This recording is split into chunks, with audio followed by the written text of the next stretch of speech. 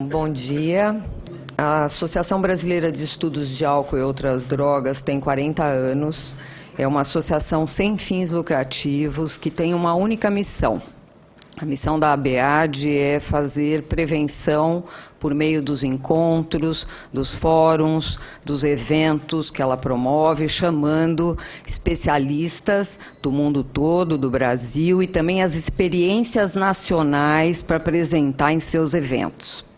Essa é a função da ABAD. A ABAD não financia pesquisa, a ABAD não oferece tratamento, a ABAD, enfim, é só uma associação que recebe, sim, alguns apoios, principalmente dos seus associados, para que faça esses eventos de debate. Essa é a missão da ABAD. Tem 40 anos aqui no Brasil. Bem, na verdade, a ABAD foi a primeira associação, em 89, que, preocupada com as questões do álcool, entregou para o governo brasileiro um programa de prevenção ao uso de álcool. Nós estamos falando da década de 80. E porque isso é a parte mais importante de toda essa história, a prevenção, né? Eu acho que falar da maconha não é diferente de falar do álcool, no sentido de que nós temos que pensar a política como um todo e que começa pela prevenção. E essa é a missão da ABAD.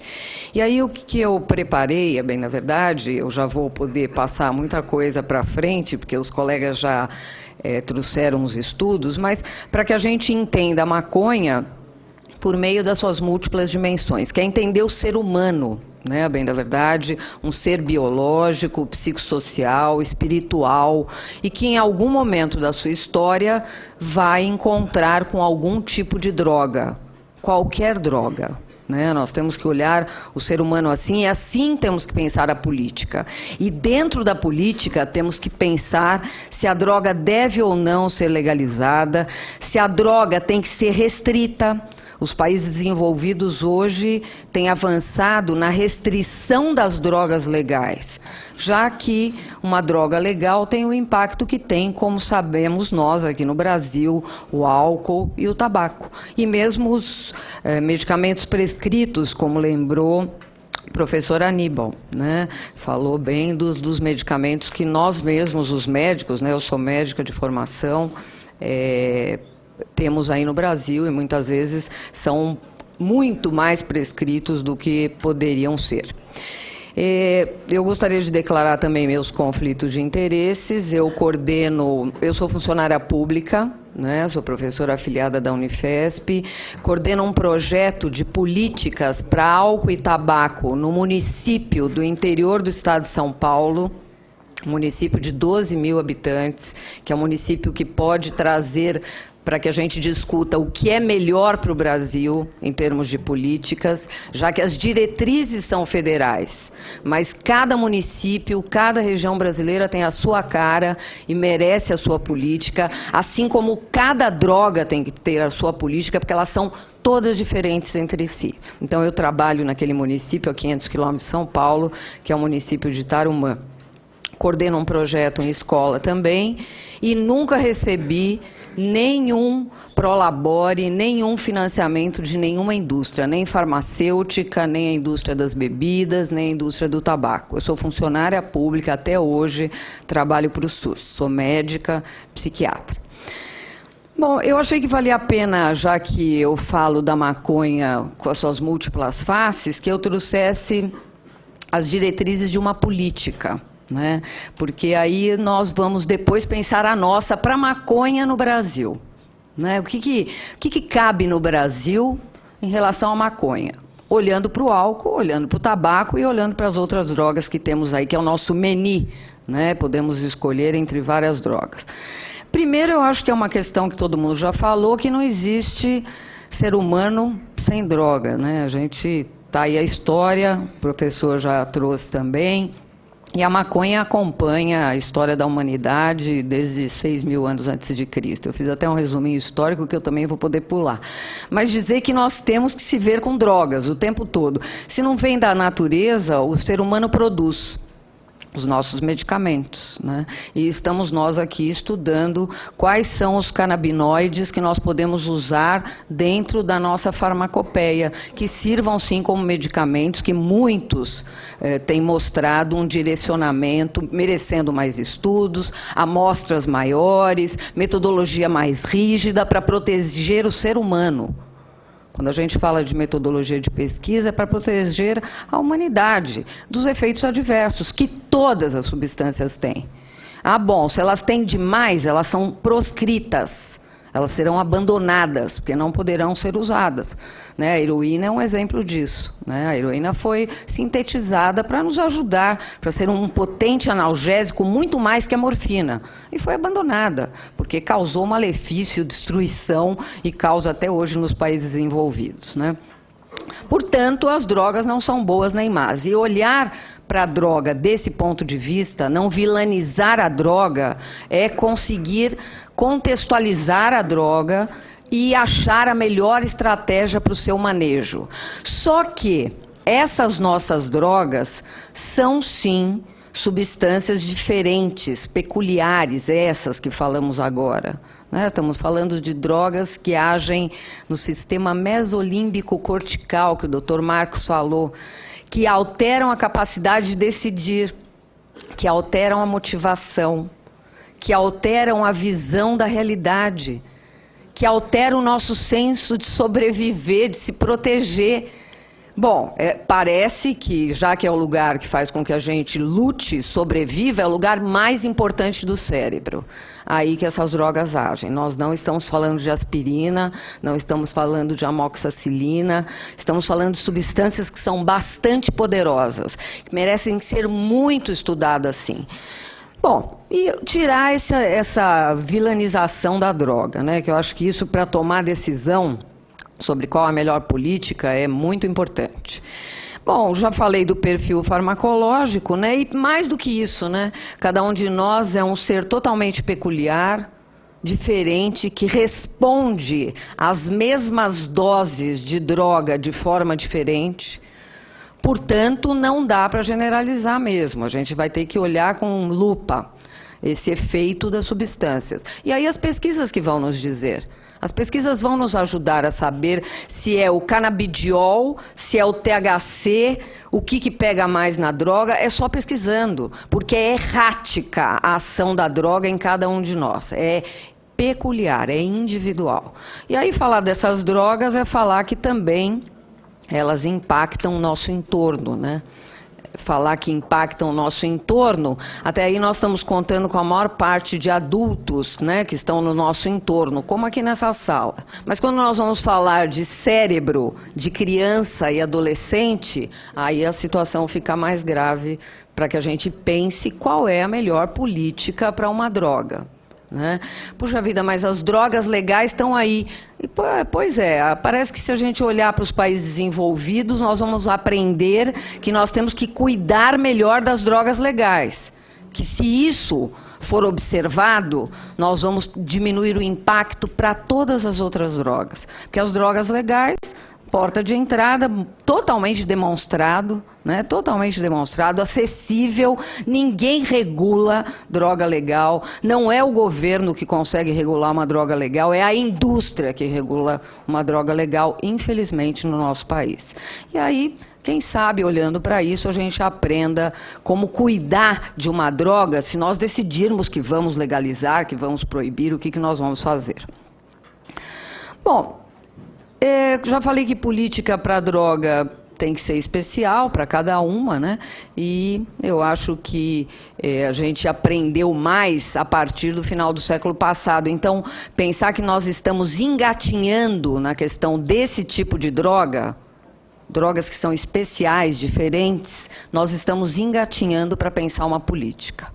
Engatinhando, conhecimento sobre elas, conhecimento aprofundado, áreas do cérebro onde elas agem, diferentes entre si, nós temos desde o início desse século, final do século passado. Então, nós temos que ser cautelosos, cuidadosos, olhar todos os capítulos da política, o capítulo que vai proteger o adolescente, que vai proteger a criança, que vai proteger a grávida, que se usar droga durante a gestação, qualquer uma delas vai ter impacto no feto, sim, na formação do cérebro do feto, que é onde essas drogas têm tropismo, tem um caminho fácil. E receptores, como falou o professor Aníbal, desde os dinossauros, dos animais mais primitivos, que comiam essas plantas e transferiram esses receptores para a espécie humana. Nós estamos falando de evolução. Nós estamos falando de planta, de assimilação de substância, de ter que ter um encaixe como chave na fechadura para essas substâncias, que infelizmente esse encaixe é no cérebro, que é o presidente do corpo, que manda na nossa história desde que a gente vem ao planeta. Então, drogas ultra especiais. O Marco já falou da dependência. A dependência é uma doença crônica do cérebro, eu não preciso falar mais, e nem preciso falar quanto custa tratar um dependente, né? Porque a família sabe quanto custa. O governo paga uma parte, mas quem paga a maior parte é a família, né? Então, custa bastante para a família tratar um dependente. Uma doença gravíssima. E aí nós estamos também, quando falamos dessa política que a gente quer olhar melhor, né? Qual é o caminho do Brasil em relação à maconha, temos que olhar para o impacto para aqueles 10% de dependentes, como o álcool, né? Nós temos 10% de dependentes do álcool, em média, no mundo e no Brasil também, de 8% a 10%. A indústria do álcool fatura muito dinheiro e paga para o governo pouquinho dinheiro. E esse pouquinho dinheiro não vai para o tratamento dos dependentes. Para vocês terem uma ideia, o custo, e esse estudo não é brasileiro, né, nós carecemos desse tipo de investimento, né, qual é o custo de uma droga para o país. Aliás, esse estudo deveria anteceder qualquer política de legalização, de proibição, não importa. Qual é o custo de legalizar a droga tal? Vamos olhar nos países que têm a droga legalizada, vamos aprender com eles, vamos trazer para cá. Porque o álcool custa em torno de 200 bilhões de dólares para os americanos. E o que eles arrecadam de imposto é 10% disso, que não paga o custo que é o impacto do álcool na sociedade. E não estou falando de dependência, não, estou falando acidente, violência, estou falando todas as repercussões de uma droga legal, ou de qualquer droga. Não estou falando de droga legal, estou falando de droga em geral.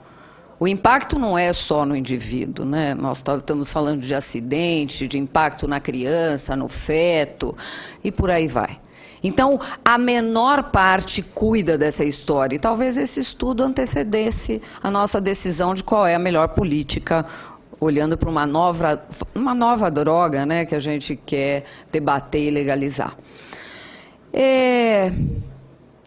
Eu acho que tem uma parte da política moderna que tem que ser a geopolítica das drogas.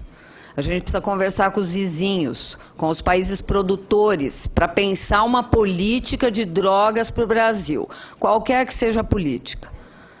Não dá para fazer uma política fechadinho na nossa concha. É necessário que a gente entenda onde estamos e qual é o nosso continente, quais são nossos vizinhos, para pensar, por exemplo, uma política relacionada ao uso da cocaína, ou à cocaína em si. Como é que é essa política que nós queremos pensar? Se nós temos os 3 maiores produtores de cocaína como nossos vizinhos.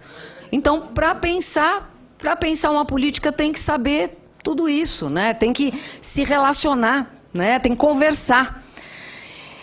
Uma outra questão que eu acho da política moderna que não tinha antigamente, né, porque a política precisa ser modernizada, assim como a lei e todo o conhecimento que nós temos.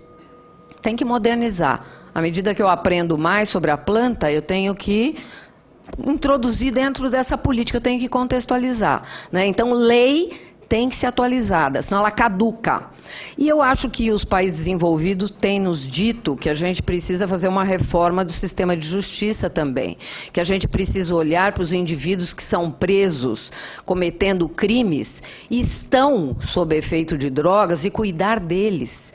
Porque, senão, o sistema carcerário vira uma porta giratória, o indivíduo entra e sai, volta a cometer o mesmo crime e usa o mesmo tipo de droga adoecido que também alguns podem estar. Então, eu acho que política moderna tem que avançar. Não adianta querer fazer política da década de 60. Eu sou da década de 60. E na década de 60, a maconha era usada como parte de um movimento de contracultura. Eu fiz parte desse movimento de contracultura. E ela tinha uma história, ela tinha um lugar, ela tinha uma potência, ela fazia com que os indivíduos se desinibissem e pudessem dizer a sua opressão, a sua angústia. Os tempos mudaram. E se a gente usar a mesma ideia da minha época, é lógico que a gente não vai avançar. A gente precisa atualizar a política. Bom, e as outras questões que também fazem parte de uma política moderna e fazem parte desse balanço.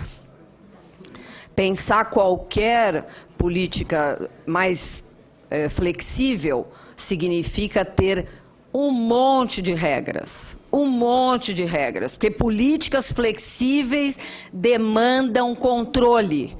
Senão, nós vamos ter uma anarquia, nós vamos ter uma perda da visão, da avaliação do fenômeno. Então, não adianta, o Marcos deu o exemplo do exemplo sueco, enfim. Lá é o lugar que tem mais regra, e é uma política flexível, né, considerada pelo mundo como uma política flexível, né. Enfim, eu acho que nós estamos nesse momento de rascunhar a nossa política, né, sem preconceito e olhando para todos esses aspectos que são fundamentais. Bom, a BEAD, pensando, como eu disse para vocês, a BEAD tem 40 anos, né, então ela já acompanhou isso de perto, né, e recomenda algumas questões para o Brasil. A primeira questão é que a gente precisa fazer prevenção. Chega de falar sem... Nós já temos os melhores tratamentos disponíveis para quando o indivíduo está dependente. A dependência é uma doença tratável e, se a gente tratar com boas práticas, a gente recupera 60% dos dependentes, como qualquer doença crônica. Diabetes, hipertensão e por aí vai. Então, nós já sabemos tratar o dependente com as melhores práticas disponíveis. Tratar de qualquer jeito não dá, precisa atualizar o SUS, sem a menor dúvida, e temos os caminhos. O que precisa fazer antes de a gente pensar numa política nova para uma droga nova que a gente quer revisitar? Prevenção. Está faltando prevenção nesse país. Eu acho que tudo que a gente está falando aqui, e cada um de nós veio trazer um pouco da nossa contribuição, né, e é esse o lugar, o debate, é preciso passar para a sociedade, e acho muito importante que o senador está promovendo esses debates, isso está na internet e vai ser divulgado para que todo mundo escute tudo que nós temos para dizer. Todos nós, porque todos vão perguntar também. Então, a prevenção começa assim, porque depois os nossos levantamentos vão dizer para a gente o que o brasileiro quer. E o brasileiro acabou de falar, em 2012, que ele não quer que legalize outra droga. Ele disse isso. Será que é isso mesmo? Tá bom, ele falou isso numa primeira pergunta, numa primeira investigação epidemiológica brasileira. 75% falou que não quer legalizar a maconha. Vamos perguntar de novo? Vamos ver o que ele está pensando depois de receber todas as informações que nós estamos dando? Vamos respeitar o que o brasileiro está querendo? E vamos lutar também, vamos lutar por ele, lógico, vamos lutar pela maioria dos brasileiros, né? A gente fez também um trabalho que foi muito bacana, que eu não sei se todo mundo conhece, que é esse projeto Diretrizes, que é como o SUS deveria incorporar o melhor tratamento disponível para aqueles indivíduos que não sabiam do potencial das drogas, dessas que nós estamos falando, e se tornaram dependentes. Nós temos já um trabalho bem importante que o SUS precisa aplicar. Então, essa é uma política que precisa ser negociada para valer, né? Já que a gente já sabe, como eu disse, como é que trata melhor o nosso dependente. Isso precisa estar garantido, isso é direito humano, prevenção e o melhor tratamento. E, do meu ponto de vista, revisitar a política. Infelizmente, a política, eu participei do debate que começou em 2003, 2002, 2003, 2004, e a Política Nacional de Drogas, sobre drogas, foi promulgada em 2005, eu andei o Brasil inteiro coordenando grupos de discussão, eu e vários profissionais da área. Isso foi patrocinado pela Secretaria Nacional Antidrogas, pelo governo brasileiro, para saber o que cada região pensava da política brasileira. Uma política de 2005, é lógico que precisa ser revisitada. Passaram-se 10 anos. Né? Então, isso é olhar para o fenômeno de novo e debater. Debater outra vez, pensar de novo o que a gente vai fazer, já que a gente tem milhões de outros remédios, a gente pode ter remédios que causam dependência também, com efeitos adversos, e que nós vamos ter que colocar nos nossos registros, a gente já tem vários. E se nós decidirmos por pesquisas nacionais, ligadas às universidades, que serão as prescritoras desses medicamentos derivados da maconha, que esses medicamentos trarão benefícios para algumas doenças, nós teremos que controlar esse consumo, sim, sem a menor dúvida, e isso vai ter que estar dentro da política. Política de benzodiazepínico, de sedativo, que é uma das drogas mais prescritas no Brasil e que causa muita dependência, síndrome de abstinência de um calmante, ela é mais difícil de manejar do que a síndrome de abstinência do álcool. E está aí no Brasil, nós precisamos de uma política para benzodiazepínico. Nós precisamos de uma política para o tabaco, que precisa ser revisitada, que está desatualizada também.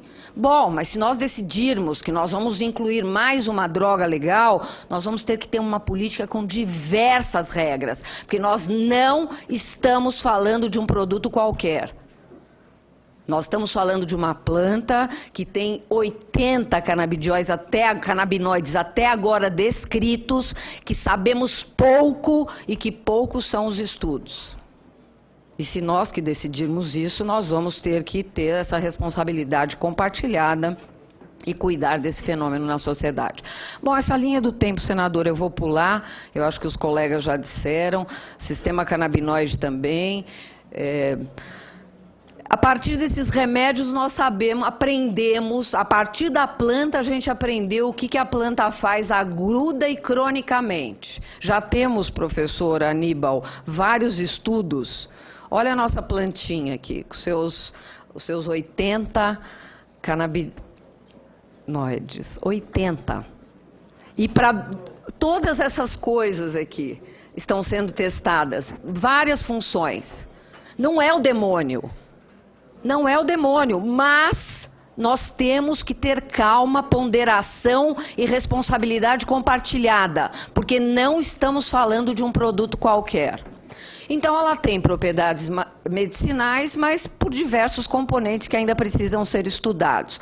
Nós estudamos aqui no Brasil, fizemos vários estudos lá na Unifesp. Professor Carline, professor Antônio Zuardi era aluno do professor Carline à época, participou das pesquisas, para dar uma olhada nesses produtos, nesses componentes da cannabis. E encontraram evidências que essa pesquisa precisava se aprofundar. Não adianta a gente achar que medicamento que serviu para 12 pessoas serve para a humanidade.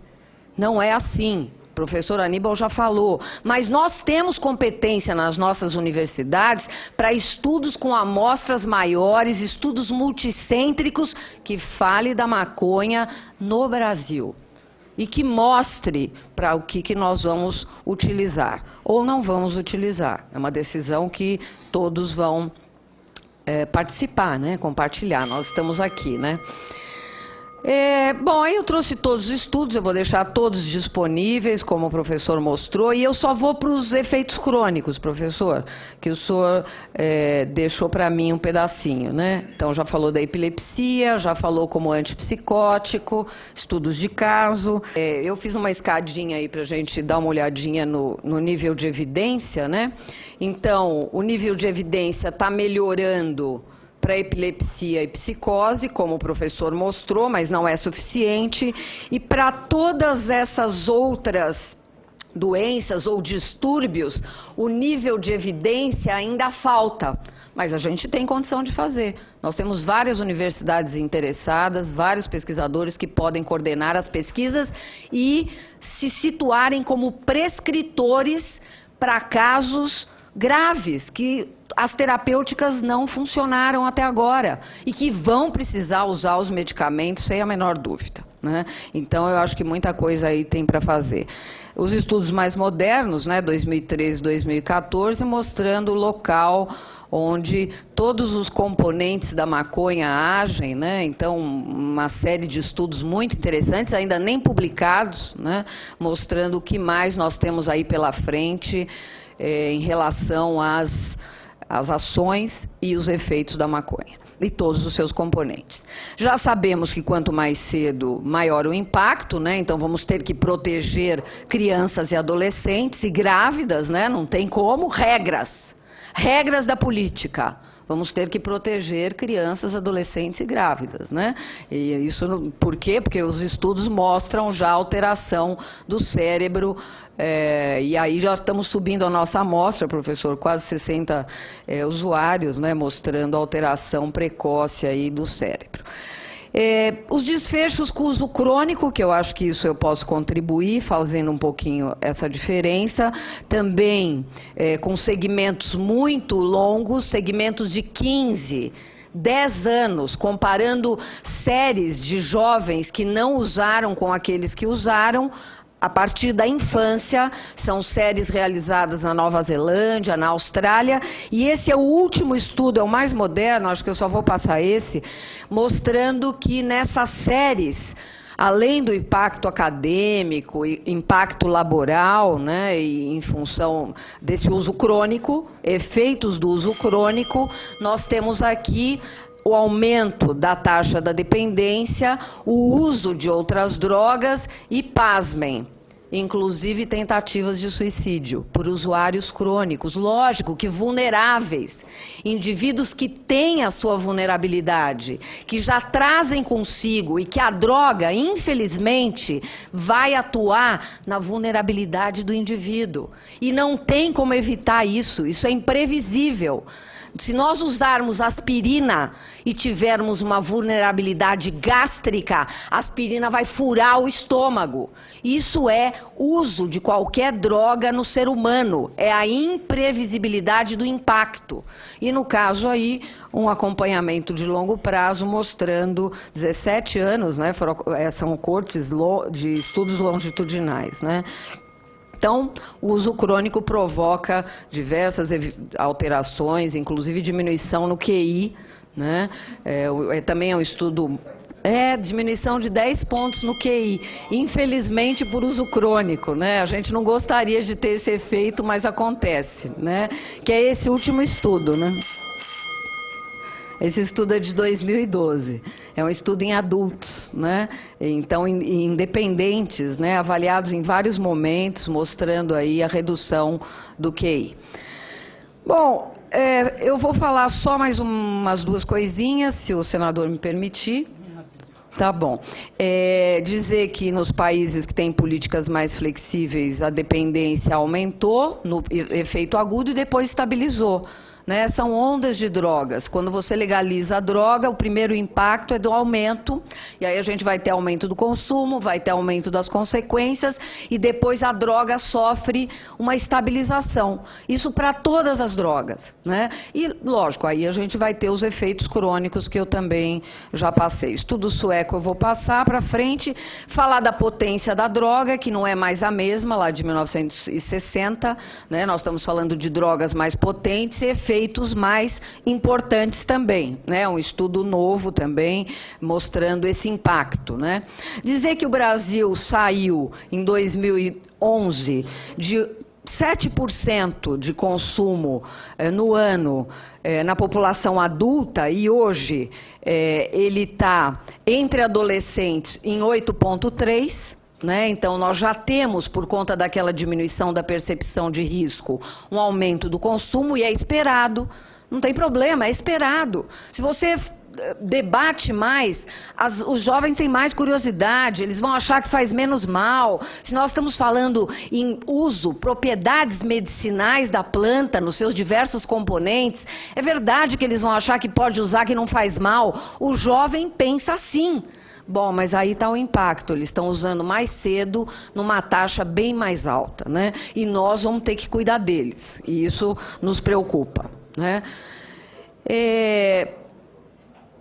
Maconha na emergência, um outro fenômeno, e maconha no trânsito, né? Nos estados que legalizaram a droga, né? Concorrendo com o álcool na promoção de acidentes de trânsito, porque por conta dos locais que a maconha age no cérebro, que é um local também que altera coordenação motora, reflexo, percepção do veículo que está à sua frente, tanto quanto o álcool. O álcool muito mais, o álcool é uma droga legal, né, no Brasil, e é lógico que ele vai encabeçar os nossos relatórios de violência, principalmente violência no trânsito. Acho que a gente tinha que aprender com as drogas legais, né? Acho que a gente não tem que repetir essa história. Já falei do custo. Aqui a droga, a indústria da droga legal, tendo como alvo criança e adolescente, não adulto, que pode escolher o que quer usar. Adulto escolhe o que quer usar e assume as consequências. Criança e adolescente são os personagens mais influenciáveis do planeta, e aí os próximos produtos, caso a gente venha a legalizar a droga. Bom, a BEAD, além de recomendar tudo que já recomendou, que se revisite a política, ela apoia que se debata bastante e quer participar, sim, da discussão sobre regulamentação, que eu acho que a BEAD tem o que contribuir. Muito obrigada pelo respeito, pela atenção. Obrigada, professora.